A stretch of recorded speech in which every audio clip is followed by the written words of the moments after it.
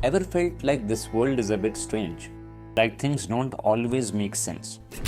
Franz Kafka एक ऐसे writer थे जिन्होंने दुनिया को बिल्कुल एक नई नज़र से देखा और दिखाया।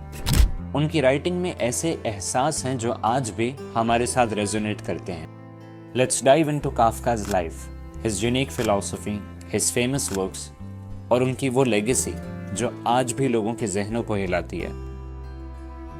फ्रांज काफ्का 1883 में प्रागियो में पैदा हुए, आजकल के सीसेच रिपब्लिक। उनका चाइल्डहुड स्मूथ नहीं था। उनके वालिद हरमान काफ्का बहुत स्ट्रिक्ट और डिमांडिंग शख्स थे जो काफ्का को कभी समझ नहीं पाए।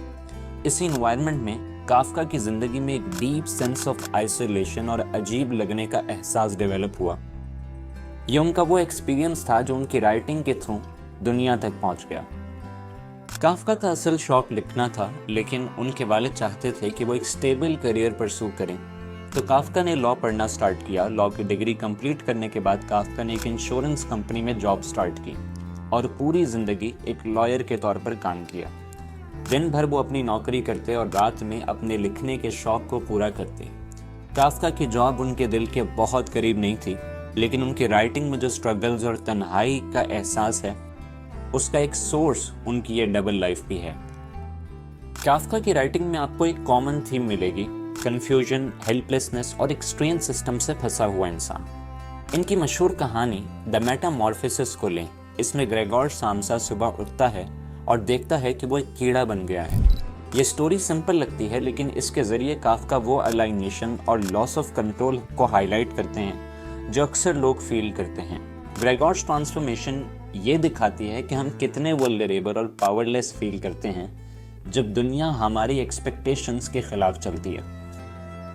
काफ्का का एक और भी काम, जैसे कि द ट्रायल, एक ऐसे इंसान की कहानी है जो बिना किसी वजह के अरेस्ट हो जाता है और अपने केस को समझ नहीं पाता।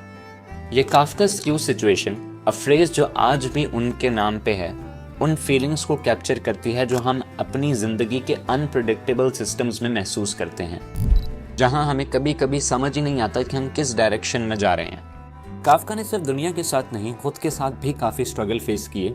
उनको एंजाइटी और डिप्रेशन से डील करना पड़ा और उस ज़माने में ट्यूबरकुलोसिस जो उनकी हेल्थ को ख़राब करती रही। उनके ऊपर प्रेशर था परफेक्शन का। वो कहते थे कि उनके वर्ड्स उनकी असली थॉट्स को कभी पूरा रिप्रेजेंट नहीं कर पाते, और ये सेल्फ डाउट और वल्नरेबिलिटी भी उनके कैरेक्टर्स में रिफ्लेक्ट होती रही। एक इंटरेस्टिंग बात यह है कि काफ्का अपने काम को दुनिया के साथ शेयर करने में इंटरेस्टेड नहीं थे। अपनी डेथ से पहले उन्होंने अपने दोस्त मैक्स प्रॉट को कहा था कि वो उनकी राइटिंग्स को डिस्ट्रॉय कर दें, लेकिन मैक्स ने ये रिक्वेस्ट नहीं मानी और उनका काम पब्लिश किया, और आज हम काफ्का का नाम इसी वजह से जानते हैं। 1924 में सिर्फ 40 साल की उम्र में काफ्का इस दुनिया से चले गए, लेकिन उनका काम और उनकी सोच आज भी हमारे बीच में है। आज काफ्का स्क्यू सिर्फ एक वर्ड नहीं बल्कि एक कॉन्सेप्ट है, वो कॉन्सेप्ट जो हमें अजीब और एब्सर्ड सिचुएशंस में अपनी रिफ्लेक्शन दिखाता है। ये उनकी लेगेसी है जो आज भी लिटरेचर और फिलोसफी में जिंदा है। काफ्का की स्टोरीज हमें ये बताती हैं कि जिंदगी के अनोखे और मुश्किल एहसास आज भी रेलेवेंट हैं।